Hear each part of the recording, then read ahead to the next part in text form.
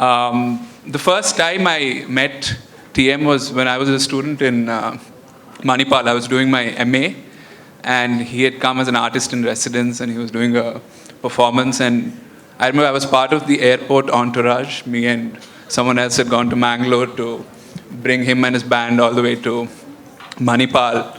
And I remember a very eclectic conversation full of cricket and food and all sorts of stuff. I don't know if you can replicate that kind of diversity in this conversation, which is mostly going to be around this book, but we're still going to have a broad sort of picture of things TMK has been up to in the last decade, some of his other books, and so on. So this particular book, We the People of India, his latest book, it's a fascinating portrait of early 20th century Indian nationalism, symbolism, debates, the various experiments and brainstorms that went into the creation of these symbols he talks about, the national anthem, the song, Ashoka Pillar, preamble, constitution, what are various other political figures discussing with regards to these symbols, whether it's Gandhi, Nehru, Tagore, Bose. So he's dug into a lot of rare archives as well. So you'll see T.M. Krishna, the friendly neighborhood citizen historian, turning up in this book. It's a little different from your earlier books in the sense they were musical chronicles, but now you really got your foot down into, a real history. And it also keeps coming back to the present. So he's always connecting these symbols to what's happening right now, how these symbols are being transformed and, readapted to new political purposes. And so we'll get to the books in a moment, but maybe we can just start with a small introduction to TMK, the writer and activist, because at some point when you were at the pinnacle of your Carnatic fame, you had a moment of reckoning, a disenchantment, a kind of, you felt like you had enough of a vantage point to begin voicing your conscience and, really challenging the establishment. So how did this transition look like? What were these moments that pushed you, and how did you go about formulating this new relationship, between music and activism? First of all, it's lovely to be back in Mysuru. Thank you all very much for being here, and thank you, Srikar. Whenever a person says he was doing his master's and he was part of an entourage that picks you up, he's also telling you that you're old. So it's a good trick that these guys employ, but I'm not going to fall for it. I don't consider myself old, and the only person who has a right to say I'm old is me, nobody else. But that jokes apart. Thank you very much for being in conversation with me. Well, most of this question of why or how or when is a post facto intellectualization to some extent. It's also you trying to explain what happened to yourself. Right. Because at that time, you are not thinking in that manner. And I don't really believe there are moments where something just changes in that moment. That moment is the moment you recognize. But there's something going on for many years that leads to that eureka moment, if you want to call it that, right? So for me, all I can say, it's a very difficult question to answer, but all I can say is that it goes back to I think a very basic question that we have to ask ourselves is, why the hell do we make art? What's the big deal? Is it just about me satisfying you, or you being satisfied by me, or me being satisfied by music? It could be a painter, it could be anybody, but why am I engaging with elements that are fundamentally abstract? Whether it is paint, whether it is movement, whether it is color, whether it is shapes, whether it is song, whether it's tune, these are just abstract notions created by this species. Why are we in very serious conversation with these abstract elements? Why are we doing this? And what happens to us in that process? And what is probably happening to people receiving it? So I think it boils down to that for me, that question. And I don't think I really grappled with it for most of the 90s. Honestly, I was like any other person. I just want to be the biggest star possible in Carnatic music, release as many albums as possible. Yeah, but I think that my schooling and my home, to some extent, or to large extent actually, played a role in this kind of a questioning constantly being by my side. Right? And I was not bored by what I was doing. I was not tired of it. I mean, who will be tired of adulation? Give me a break. You loved it. You loved the applause. You loved the fact that you're getting more famous. You love all that. But there was something that started irritating me. Two things. One is, it seemed like this is all it is.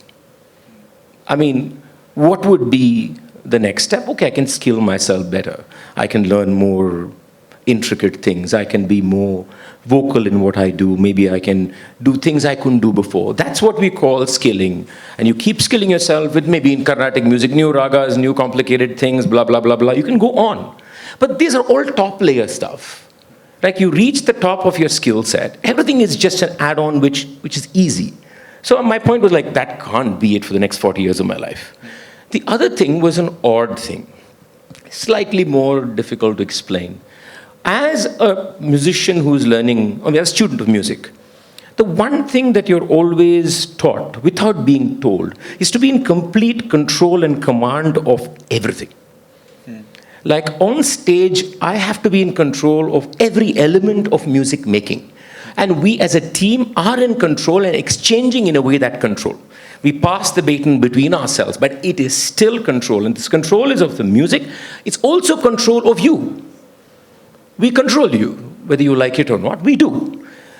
Now, the funny thing that happened to me many times is, yes, of course, you produce spectacular music and you're very happy, but there were periods or moments while making music when I realized that something happened when I lost control. Right. That command. When I let that go, something else happened to the music. That was counterintuitive to everything I was trained to do. This bothered me tremendously.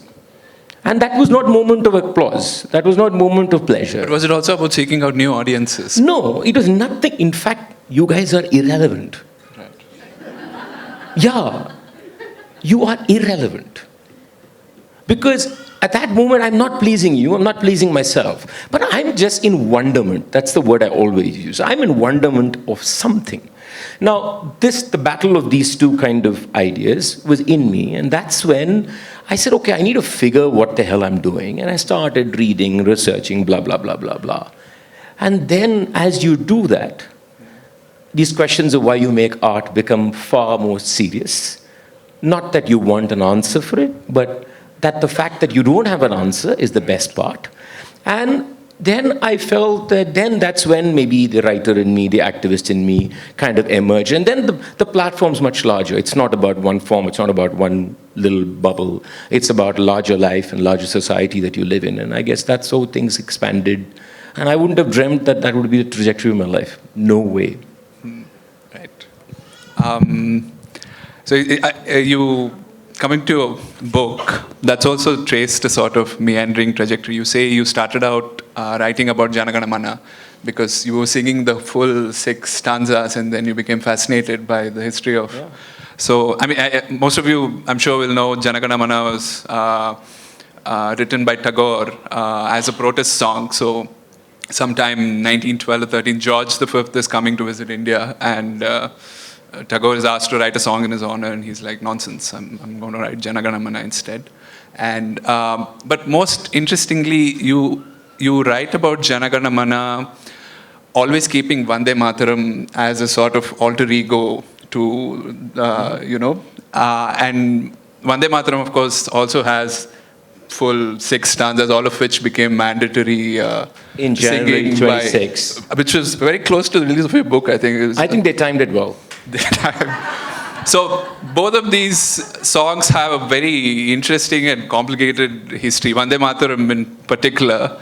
And so there is, so can you tell us why it was so controversial, but also why it was so loved? And I'm sure they'd love it if you sung Tagore's original Vande Mataram version. Oh, I don't know the lyrics with me, but I'll figure this out. Okay, so let's understand. I started writing the chapter on Jana Gana Mana because I fell in love with that song sometime in 2016, 17. When I say the song, I mean it's a 6-verse song. What we sing as an anthem is only the first verse. Okay? I just fell in love with it because, to me, the entire song was an emotional caravan. It's a geographical description. It's a landscape which is not limited by either a notion of patriotism or nationalism. And I'm separating the two. And when I started writing the chapter, I just realized very soon, there's no way I can talk about Jana Gana Mana without bringing Vande Mataram into the conversation. Because initially I said, maybe I don't need to deal with Vande Mataram, but it's impossible because in many ways they represent two different imaginations of India. Vande Mataram has a very different imagination of India. Jana Gana Mana is a very different imagination. Like you said, it's a protest song. Here is Tagore telling the British to go to hell, actually. In 1911, George is coming in, he's asked, he said, obviously a very irritated Tagore writes this exquisite song, and you have this song coming from that churn. Vande Mataram has different births. That's the most initial. It was not born at one moment. Right. So first, the Indian government called it 6 stanza. They are wrong. It's a 4 stanza composition. Let me first correct that. It's not a 6 stanza composition. It's 4 stanzas. Now what we know is that Bankim wrote the first 2 stanzas, which we all know, by the way. Sujalam, Shupalam, Malijisitalam, Shashya Shamalam, Shubrat Jyotsna Pulakitayamini, Pulla Kusumita Dhrumatala Shobini, Subhashini, Sumadhura Bhashini, Sukadam Varada Mataram, Mandema. It's an exquisite first 2 verses. It's actually a song that can be about any land. It need not be India or anything. It's just about the beauty and the abundance that is there and the emotional connection of all that's available. It could be Ireland, it could be any country for that matter. Now he writes it sometime in 1875. We know that after a point of time he starts working on his novel, Ananda Math. Now when he writes the novel, he adds 2 more verses to this song. Now, what actually happens, let me correct myself, the second verse is also written, which is part of the first section, is where suddenly he gets tactile. He talks about the population of Bengal. Now, his population, he says it's population of Bengal because it tallies with the census the British conducted at that time. So we know it's a population of Bengal. Okay? Sapta Koti Khanta Khanta is the second verse. Now, something happens to the song.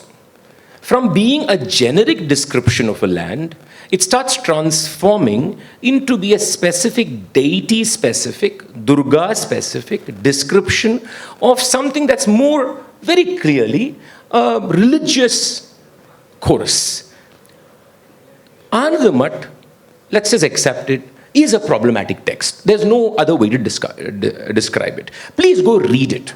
Please don't Google it and read summaries. Read the text. There are at least 3 translations available.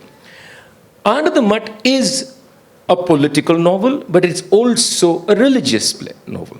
It's a novel of a certain time in Bengal when Mir Jafar was the king, and the British are, of course, supporting him. There's, of course, a lot of poverty, etc., etc. But there is this group of sannyasins who come together in order to revolt against Mir Jafar. But they're actually pillaging and attacking Muslim villages. Vande Mataram becomes an anthem for that group of people who are singing it when they are part of violent actions, not against the state only, let's be very clear about it, but against common people. Villages are burnt. People are attacked. So Vande Mataram turns in the 3rd and 4th verse, according to me, because its intentionality turned in the novel. The moment Bankim used this as a tool, as a method in the novel, it had to say something more than beautiful land.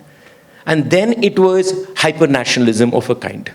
So the song is of different parts. So if you ask me Vande Mataram, I'll say, which Vande Mataram? One song has many parts.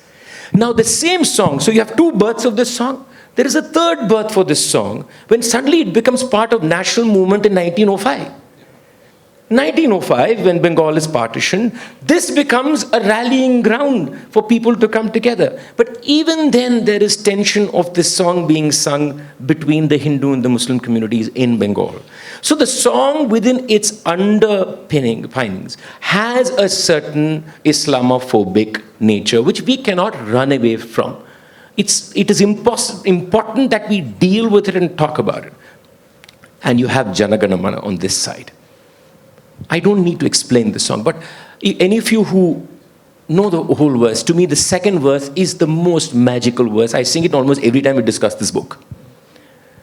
Oho raho tobo, ahvano prochorito, shunitobo udaru bani, Hindu bodho shiko, jeno poroshiko, mushalmanu Kristani. This is a land of Hindus, Buddha, Jain, Parsis, Muslims, and Christians who all come together for you. This is the second verse of this song. They are two very different imaginations. And we have to contend that this contention of India, of which imagination is India, has always been something that we have struggled with and we are still struggling with. But even the first verse of the Vande Mataram, both Tagore and Gandhi, they were able to dissociate this from the rest of the song. Yeah. And see, Tagore loved the song. Yeah. Even Vande Mataram, Tagore loved it. Yeah. And he loved the first verse because he claims he's the first person to tune it. He is wrong. He was not the first person to tune it. Nevertheless, he was probably one of the first people who sang it in public in a major gathering. And that's very different from the Vande Mataram we know. Right? Completely. Yeah. You go online and you can hear Tagore sing it. Vande Mataram Sujalam Shuphalam Malayaj Sheetalam Sasya Shamalam Mataram Vande There's no screaming, there's no shouting, there's no chest beating. This is almost a prayer to the mother. So it's also important to think about what a tune, which we think is just a melodic addition to verse, it's not. The tune is the verse and the verse is the tune. Meaning changes if the tune changes. Definitely. Thank you for that. So we'll move on from Jana Gana Mana to there's 5 symbols in the book. You have Jana Gana Mana. The flag, you have the anthem, flag, you have the emblem, you have the motto and the preamble. And the preamble, yeah. I got really interested in symbols. I was just Googling. So it turns out the national pledge, which we all said in school, all Indians are my brothers and sisters, that was actually introduced very late, like 1960s or something. And there have been additions of other symbols, like in 2012 there was this new recognition of the national microorganism, which is apparently the lactobacillus, which is basically curd. Yeah, I know. So we are united from, lassi to tair sadam or whatever. But the Thames book is about the most serious symbols. And the national flag is a really particularly interesting. So if you Google who invented the national flag, you'll get Pingali Venkaya. But you state categorically that you can admire Venkaya's perseverance, but the real credit should go to Gandhi. And that is also a very interesting history of how the initial imagination of the national flag, where it was thought about in terms of communal terms, the saffron is Hindus, white is Christians, and green is Islam. But by the end of the 1920s, you have Gandhi himself saying, no, it's more abstract idea. It's about hope and, peace and all that, yeah. All of that. So, and you comment a lot about this, about how this generation recognized the limitations of the communal imagination over the course of the 20s, 30s, and 40s. And you have a very interesting quote. You say, this original tethering with religion continues to plague our understanding of the self.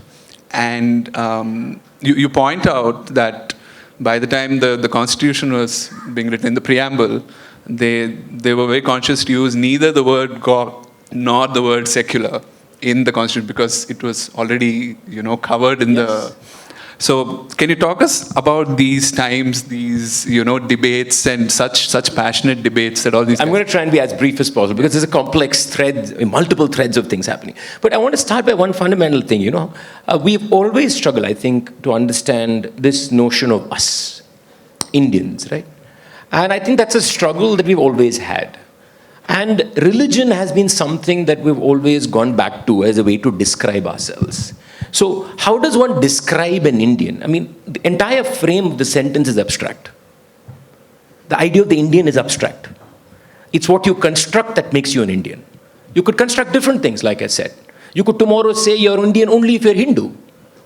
You could say you're Indian if you're of a certain class of people or a certain behavior, certain clothes. You could add so many things to it. Right? So they're something we constantly are constructing. So, but one thing, Pingali is a very interesting man. He is an ordinary man from Andhra Pradesh. And he's fascinated by this idea of a flag. Yeah. And he says something so profound in his preamble to a little book that he published, National Flag of India, where he says, Indians breathe religion, walk religion. He actually says this. So he says, we don't know how to describe ourselves in any other fashion than religiously. So you're a Parsi, you're a Hindu, you're a Buddhist, you're a Jain. So he quite beautifully captures this much before, and he makes the series of possible flags. His passion truly has to be admired, but his flags, thank goodness we didn't choose one of them because they're very complicated designs. And he did some very interesting things. He decides that, look, how do we do this? Right? And he says simple, let's look at the population of every religious community. And we will dedicate that amount of space on the flag. So Hindus, one color, red, slightly bigger, green, slightly small. Parsis were, I think, pink. And then somebody else was something. So you had a flag of some 6 colors in different bandwidths. And then he had all symbols. Kali was one symbol, the plough was one option. He has given us about 38 options, not 1 or 2. Okay? And got them painted. I mean, very dedicated man. He was, even before Gandhi thought the flag, see, Gandhi didn't think the flag was important for a long time, first of all. Okay? Gandhi comes into this flag whole issue only from 1919, 1920 is when he realizes when non-cooperation happens, is when he realizes we need something. Now, Pingali has been actually showing his flags at the Congress events, all their annual events in Lucknow, in all these places, they are displayed. He, in fact, writes a campaign. He publishes in New India saying, please fund my campaign. I want handkerchiefs with the flags. I want every person to have a flag in their house. You almost sound American at that point. You know what I mean? Where you have a flag everywhere in every house and everybody's like, whatever. So it's fascinating individual. Now, what happens is, of course, Gandhi knows about him. Gandhi himself says, I'm not very fascinated by his designs. But Gandhi is convinced that we need something to bring us together. He meets him in Vijayawada, and he tells him to design a certain color scheme. He tells him that he wants green on top, white on top, green in between, and red below with a huge charkha in between. Hansraj, his friend who says charkha, that's when the charkha becomes an operative part of his entire campaign, which itself is a huge debate with Tagore that he has. So that's when he comes in. Until about for another decade, Gandhi is saying it is religious. In fact, he says something quite beautiful. He says the Hindus are right below because you're the majority and you have to hold the other minority communities, which is why I put red below. Right? He doesn't put red on top, he puts it below. Anyway, he gives up this religious angle by 29, where he says even congressmen don't like this religious connotations. Now it's peace, hope, he says, fine, call it sacrifice, call it peace, whatever you want. So this, also remember, parallelly, this is not the only flag. There are flags other people are thinking of. There are flags that evolved around 1905, 1906 in Bengal. There are the Hindu Mahasabha is thinking of their own flag. Now what is important is that many of these flags coexisted. Like many national anthems coexisted. There were anthems in Kannada. They all called it national anthems. There were anthems in different languages. They coexisted. It's a very interesting idea.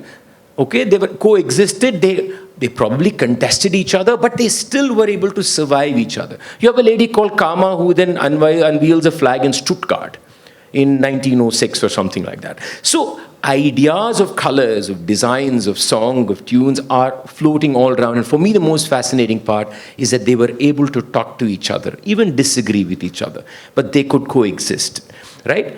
Now, all this is constantly happening. And by 30s, the tension between the Hindu and the Muslim communities are heightened because fundamentally politically, the tensions between the Congress and the Muslim League gets heightened soon after 1936 provincial elections, where in fact the Congress wins many of the provinces. Muslim League, if I'm not mistaken, in partnership with the Hindu Mahasabha, by the way, also have power in some places. So it's a very complex set of things that are happening. And it's from this that finally emerges this flag that we have. But Gandhi repeatedly says it himself at least 4 times. I invented the flag. The flag is mine. Not 1 year, 2 years, 10 years apart. And he's very attached to the charkha. Then he's actually upset when the flag is finally approved in the Constituent Assembly, because it was decided that the charkha will go, the chakra would come. He's upset. I mean, in today's colloquial language, he's pissed. And he actually writes a little note about it. And his point is that charkha was the central theme around which the entire, at least from 1920 for him, the whole Khadi movement is how the nation came together. And you can't take that imagination out. But this is where Nehru comes out and says, no, not just Nehru, and I think Tagore also has serious... Tagore's that's a bigger problem. When this whole charkha business starts with Gandhi, the only intellectual in the whole of the country who says this is bunkum, this is cultism, is Tagore. I can't imagine of an intellectual debate like the debate between 1921 and 1925 that happens between Tagore and Gandhi. And if I can say Tagore went after him, that would be the best way to say it. And it's very serious ideas. What are you doing with the charkha? Are you homogenizing people? Are you making them machines? Interesting. That's a very challenging question.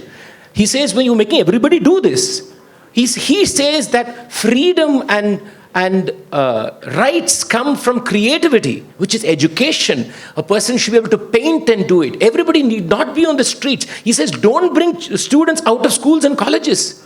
And then he says, who are you to tell a person who has no clothes to take away a Firangi shirt or material because the textile came from Manchester? You don't know what it means to be without clothes. I'm on Tagore's side in this argument, let me just say that. Because he he challenges very important notions that Gandhi speaks about. Of course, Gandhi says, and Tagore is his notion of a country, of people come together, he was an internationalist in many ways. He was not thinking of borders. So that's where Gandhi says, you can't think of an equal relationship with the West when we are not treated equally. Good point. Tagore says, yes, but why are you not letting people protest the way they need to protest? Why are you not letting people wear the clothes they want to wear? They have no clothes.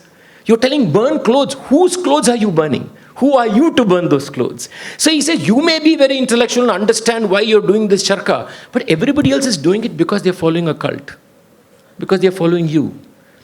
I think these are nuances that we can't miss, even in the so-called liberal conversation. That these debates, the debate between Nehru and Gandhi is often lost. Nehru does not agree with many things about Gandhi. Yeah. At one time, in one letter he writes after 1927, the Chennai conference, when actually Gandhi was not present, and they pass the fact that they want complete freedom from colonial rule. Gandhi is very upset, and he uses very sharp words. And Nehru actually writes a long letter to him, and he says that, I'm paraphrasing, of course, you can read it's in the book. He says, I'm tired of all your words and all you speak. Your actions speak far better than all the stuff you write. I'm tired of everything you write. Yeah. Can you imagine a conversation like that today? And finally, to his point of God and secular, I think that's the most profound thing we did. I won't categorically say there's no doubt our constitution is secular. The word secular need not be in the preamble for us to be secular. Anybody who has read the fundamental rights, just flip through it even today when you go back home. The idea of being a secular land is completely ingrained. And this is not secularism of France. This is an understanding of secularism which was, if I may say, Indian, right? It's not just about the separating the church and the state. No, that's very, very flimsy way of looking at it. No, they understood the nuances of what it means. They understood the fact that we all identify ourselves in a religious manner. In such a country, what does it mean to be secular? What does it mean to share? What does it mean to coexist? What does it mean to celebrate each other? I think that's what we understood, which is where the fundamental rights take care of all that. So you don't need to say. There was actually a vote for whether God should be part of the preamble or not. A vote. And it was against, it was decided against it. I marked one thing I had to read to you, if you don't mind. Please, yeah. And this is a bit of humor. So when this debate about whether, God should be part of the preamble was there was one Sikh representative in the Constituent Assembly, Bhupinder Singh Mann. Yeah, I remember this, yeah. Who says this. And I thought, it probably lightened the moment in the Constituent Assembly and hopefully will lighten the moment here. He says, so the question was, can we have God's name in the preamble, right? So he says, tomorrow, you're going to associate his name somewhere in the preamble.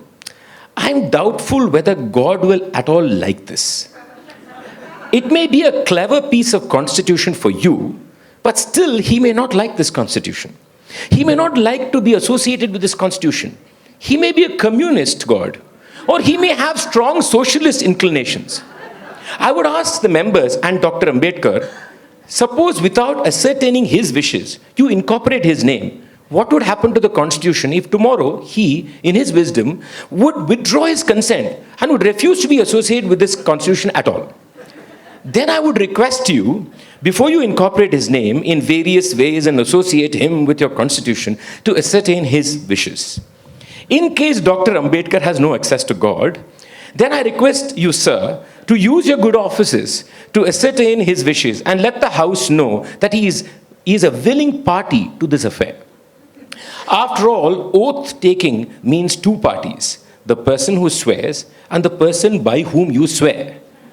Indeed, it is a point of order with me, and I submit whether at all we can incorporate or use the name of a person who is not a member of this House and without his consent in the Constitution. It is really of great constitutional importance. Tomorrow, the whole labor will be lost if he withdraws his consent and he refuses to be associated with your Constitution. I thought, though said in humor, it said a lot. It said a lot about how this person thought of and the also the spirit of the Constitution. Absolutely, yeah. I mean, the saddest thing is he lost humor too, right? Humor seems to have taken a real nosedive. Yeah. So coming to the constitutional debates, Ambedkar. So you've spent a lot of time engaging with this very idealistic, but also cautious and ambitious group of leaders. And in the spirit of these disagreements, you yourself have a lot of disagreements with a lot of the people you bring up, in particular about Ambedkar and the inclusion of preventive detention within the Constitution. And I mean, only a day ago, something in Bengal. It's as timely a book as it gets. All of these things every day. So what were your overall reflections on this vision, this group of people, and how often did you feel yourself reaching for that vocabulary, that language, and how often did you feel like it's out of touch or out of date? The question is, why did I write the book at some level, right? And I think it comes from the fact that I'm also struggling with the India that we see today every day in the morning and evening. And the conversations. It's not about political positions. It's about something about the tone of the conversation. I'm a musician, so I detect tone very fast. There's something about the tone that's intrinsically violent, irrespective of what the person is saying. And that does something to the pit of my stomach.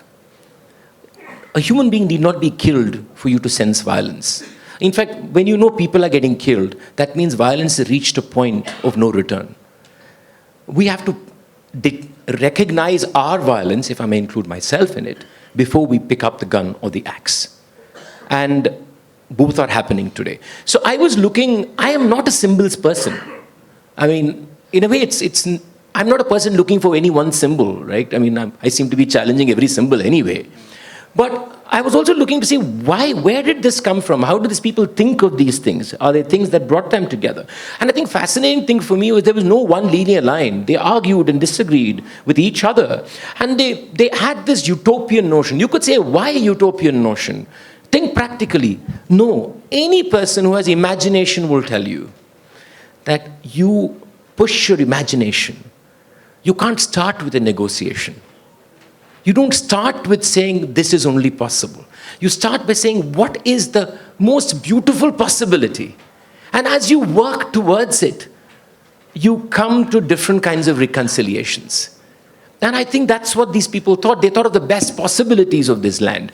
Listen, just imagine India, poverty-stricken, communal riots, partition, and then we are saying we're going to be all together. It sounds kind of ridiculous, doesn't it, in many ways? But the fact that you could think in that manner at that moment in history itself is a moment of great surprise and profundity.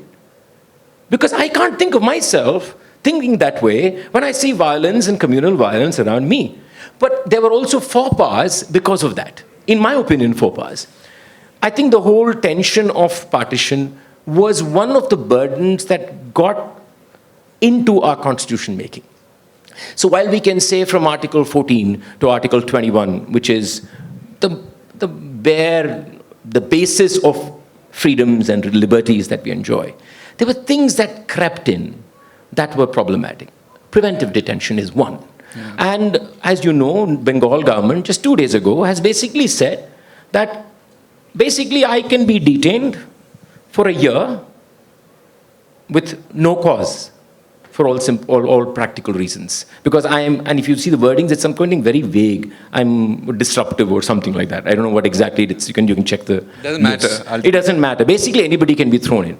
Preventive detention is the most ridiculous thing to be part of a fundamental right to the citizen. It's just the opposite. It's not a limitation. And the astounding thing is, Ambedkar was a votary of it. And now we hear, of course, this, I want to bring this here definitely because now we are hearing our leaders talk about debaggaging the colonial, changing names. Preventive detention is colonial. If you really want to take all that muck that the colonists left here, throw this into the dustbin. You don't throw this into the dustbin. You change names of laws. You change names of laws. That's not in any way discarding the colonial baggage. The baggage is removed when you do serious things. Preventive detention comes in to the fundamental rights. I'm sorry, but I disagree with Ambedkar and his arguments, in my opinion, do not hold water. And worse, T.T. Krishnamachari comes in with an amendment at the very end, which is part of, I think, there are lawyers here who remember, I think, subsection 7 or something, if I remember right, which basically allows no oversight. The parliament can make any law. So when we complain about UAPA or POTA and all this, the problem doesn't start there. Problem starts with the existence of preventive detention in our fundamental rights. So if you want to challenge UAPA, let's get rid of that. And by the way, if anybody thinks UAPA is so successful, please Google conviction rate on UAPA. It's not more than 2%. So which means people are being put in jail. You have Umar Khalid in jail today. People are in jail with no case properly going forward, nothing happening, just because what? This one thing allows for laws to be made. And people in power, irrespective of political affiliations, have done it again and again in India. In states, in Maharashtra, in Tamil Nadu, in the national level, because they have the power to put you in jail. So if you want to really find Indianness, whatever that means to you, get rid of all this. This is part of a law that the British brought, I think, in 1818 or something like that. And the astonishing thing is, half of these freedom movement people were arrested on preventive detention, and they said okay to it. So for me, that's completely unacceptable. Okay.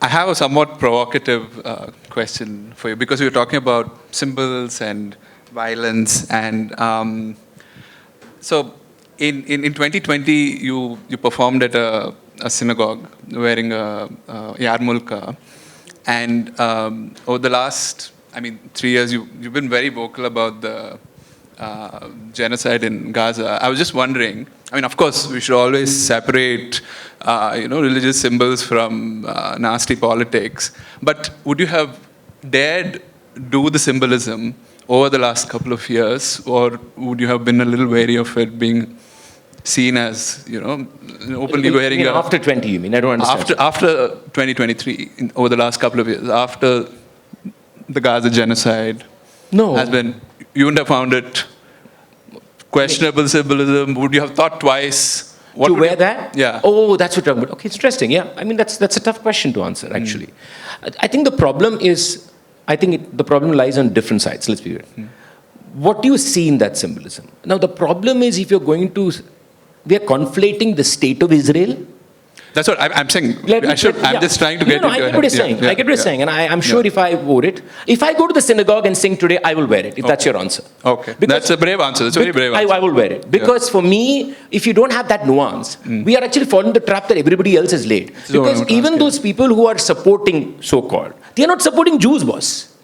They're supporting the state of Israel. Let's be very clear, and let's just say this again and again. So to me, in a synagogue is not a partnership with the state of Israel. To me, that is a place of sanctity. As much as a mosque is a place of sanctity. As much as a temple is a place of sanctity. And if I feel emotionally moved to behave in a certain manner in those spaces, I will. And if I'm going to be attacked, I was attacked when I went to Palestine, when the boycott Israel movement from New York, when David Shulman and I partnered and we went, I think it was 2017, there was a huge article that said that we should not have any association. We both disagreed.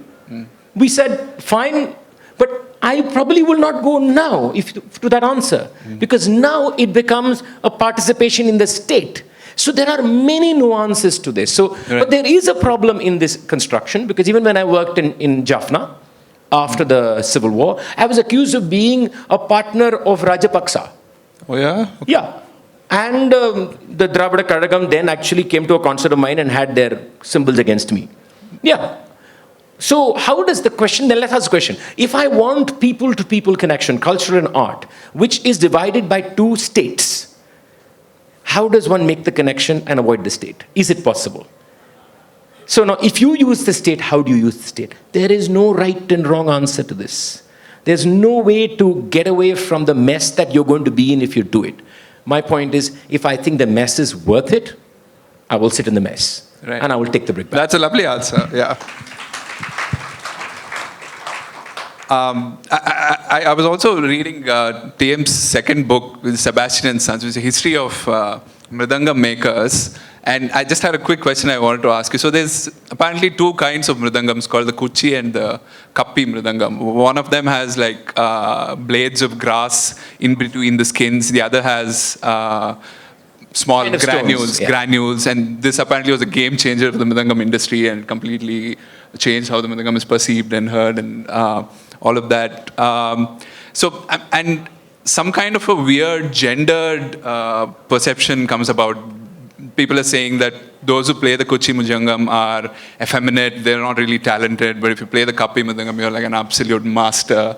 So I was just fascinated by the fact that here you have a very random thing, things in a Mridangam, but even then you're imposing your social, psychological tendencies onto it. So I just wanted to ask you, in all these inquiries into art, at what point does it just become so random that it's just an artist trying to say something to justify their superiority? At what point do you stop this investigation and say it's subjective? You can't really say anything apart from just describing what it is, See, the fact is that art is, in its a very existence, a form of symbolism. It is symbolism, right? So every component of it is going to have symbolic reflections. And all symbolisms are not born from the art, but born from society within which it coexists. So it's actually very interesting. You're symbolic, but you're borrowing from the other side. But you think you're creating symbolism. Now that's the irony of it, right? So you're choosing what to pick from. You're choosing your side, so to speak. So this Kappi Kuchi is a very interesting thing. One creates a deeper sound, which is like more resonant. I'm using all problematic words, but that's okay. The other one is sharper, slightly lighter. So that's feminine. That's lighter. The one that has gravitas is us sitting on stage here, right? So this is very interesting that people wanted to move to playing the kapi or the one with granules because it gave them a sense of power, a sense of manliness. So it's also interesting on mridangam players choosing the more feminine sound for female voices, the more deeper sound for male voices. And this builds many other things. You had people complaining that it's harder to play for females because it's higher pitch, the tension is higher. Violinists saying that the string tension is higher, so it's much more difficult to play. So this being gendered or being casteist or classist, all part of the same spectrum of things that we do, is often first embedded not in the literal actions of society, but in the aesthetic buildup of society. You don't go to a house because the way it looks. You don't like a person because the instinct says he is dangerous. And if you're going to map yourself for a month, if you could do that, every one of us here, and you will find that within that there is caste, there is gender, there is class, there's everything that we think we are devoid of. Because that is how we decide who our friends are. There's religion too. The moment, if you are a Hindu, the moment you see a Muslim with that mark on the forehead, what does your brain tell you? Let's be honest and ask ourselves what our brain tells us. And when I say us, I'm not talking about just individuals, as people, as collectives. Will you be as comfortable with that person to come into your house or somebody who looks more like you? So it's exactly like that in sound. And this game is played by everybody. Everybody plays the game. Do you have time for one last question? Just a quick sort of ender I wanted to ask you. So, this is one question. Okay. In the last decade or so, I mean, have you had any conversations with people who would radically differ from your perspective and still manage to take away friendship, love, a sort of, thing that you learn something from each other? Are there any stories of this sort that, because they keep getting rarer and rarer? I mean, maybe that's a good note to end on. Yeah, let's be very honest, and it's much, much harder now in the last decade than it was 15, 20 years ago. This is a fact. Because it's become very shrill. That's the problem. The problem is the shrillness is in the othering has become so shrill. The complete incapacity. I'm a musician, and it's a very interesting thing that you learn as a student.